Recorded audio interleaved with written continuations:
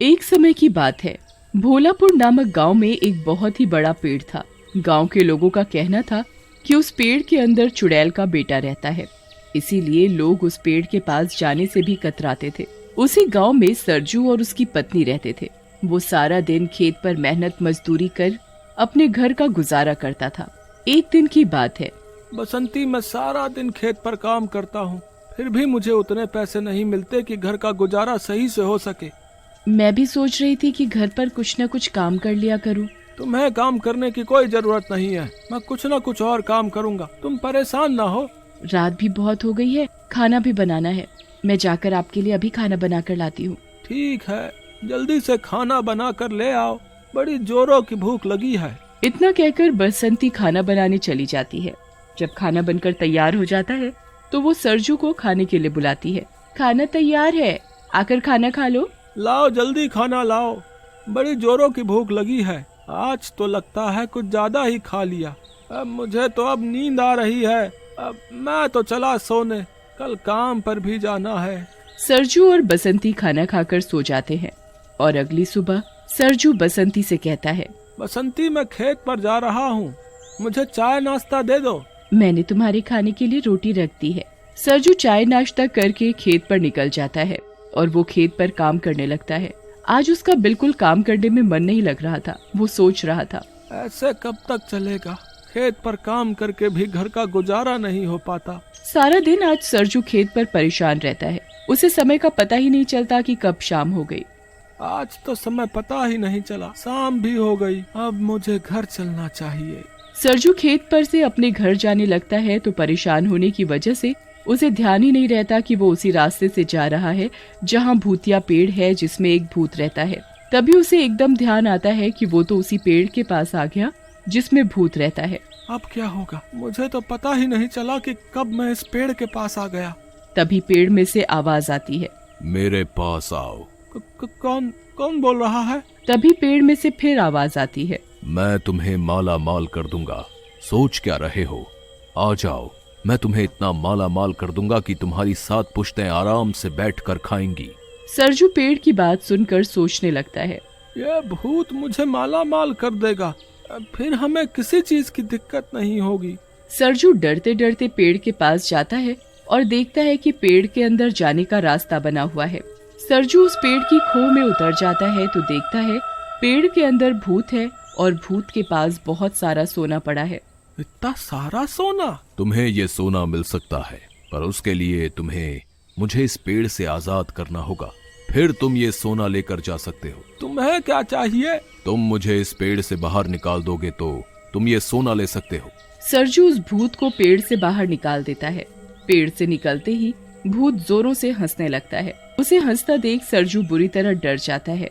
तभी भूत सरजू से कहता है, ले जाओ सोना, जितना चाहे ले जा सकते हो। मैं सारा सोना ले सकता हूँ? हाँ, सब ले जाओ। सरजू भूत को आजाद कर सारा सोना लेकर अपने घर की ओर चला जाता है और घर पहुंचकर वो अपनी पत्नी को सोना देता है। अरे, ये इतना सारा सोना तुम कहाँ से लाए? सच सच बताओ, कहीं तुमने चोरी वोरी तो नहीं की? अरे भगवान, सांस तो ले लूं, सब बताता हूँ। हाँ। फिर सरजू बसंती को पेड़ के भूत के बारे में सब बताता है। सरजू की बात सुनकर बसंती गुस्सा करती है, ये तुमने क्या कर दिया? तुम्हें पता भी है कि वो भूत बड़ा ही जालिम है, वो पूरे गांव में तबाही मचा देगा। तुम्हारे लालच की वजह से पूरे गांव पर आफत आ जाएगी। ऐसा कुछ नहीं होगा, तुम बस रानी बनने के सपने देखो, रानी। हाँ। मुझे नहीं बनना रानी, मुझे नहीं चाहिए सोना, तुम ही रखो अपने पास। मुझे तो नींद आ रही है, आज मैं चैन की नींद सोऊंगा।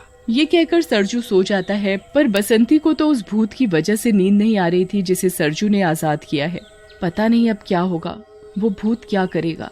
ये सब सोचते सोचते बसंती को नींद आ जाती है। उधर भूत पूरे गांव में घूम रहा होता है। तभी उसे किसी के घर के बाहर बकरियां बंधी दिखाई देती हैं। बकरियां, बड़े दिनों बाद कोई शिकार खाने के लिए मिलेगा। बड़े दिनों से मैंने कुछ खाया नहीं है, तो आज मैं इन बकरियों का शिकार करूंगा, इनका नरम नरम मांस खाऊंगा। फिर भूत उन बकरियों को मारकर खा जाता है। अब तो भूत के मुंह जानवरों का मांस लग चुका था।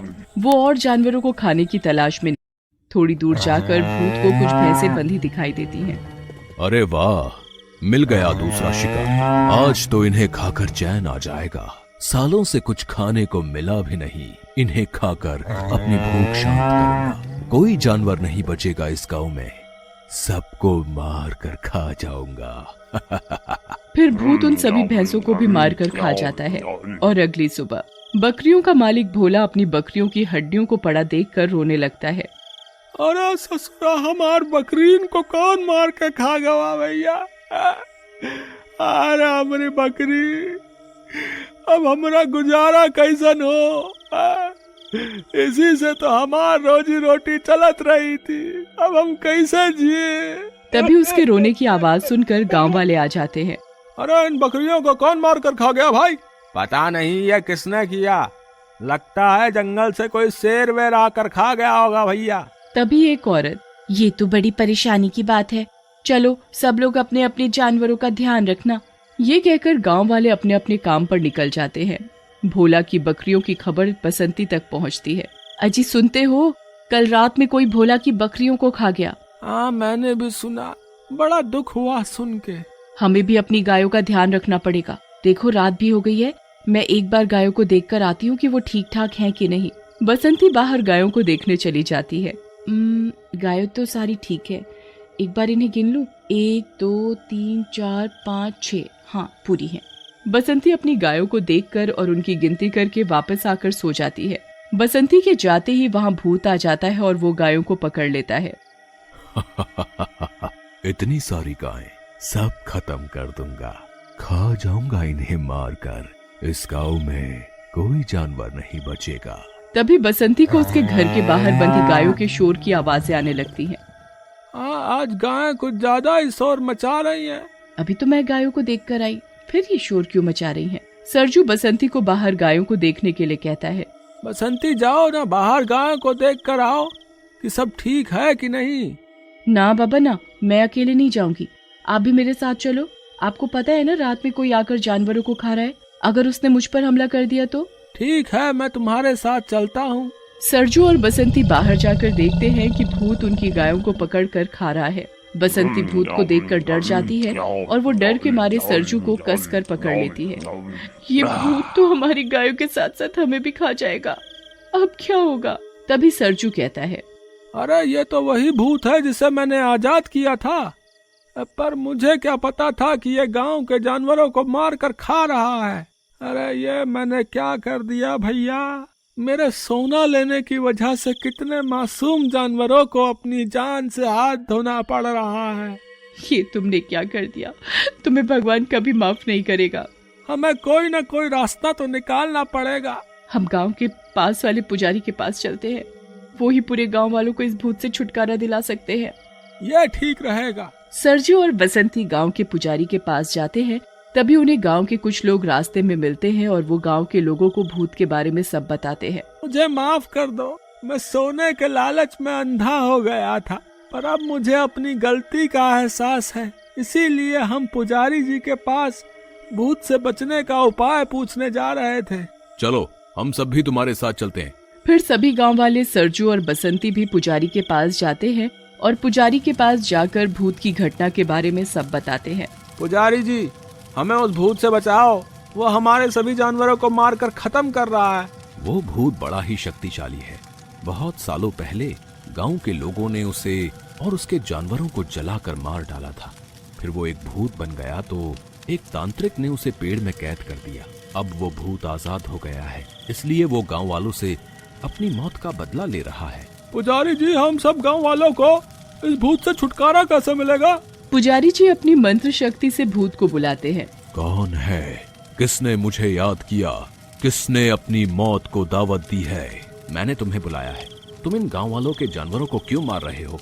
इन मासूमों ने तुम्हारा क्या बिगाड़ा है? मैं इस गांव में एक भी जानवर नहीं छोड़ूंगा, सबको एक एक करके मार डालूंगा। मैं पिछड़ी बिरादरी का होने के कारण इन्होंने मुझे और मेरे जानवरों को जान से मार डाला। पर क्यों? मेरे जानवर मंदिर में चले गए थे। ये बात गांव वासियों को अच्छी नहीं लगी।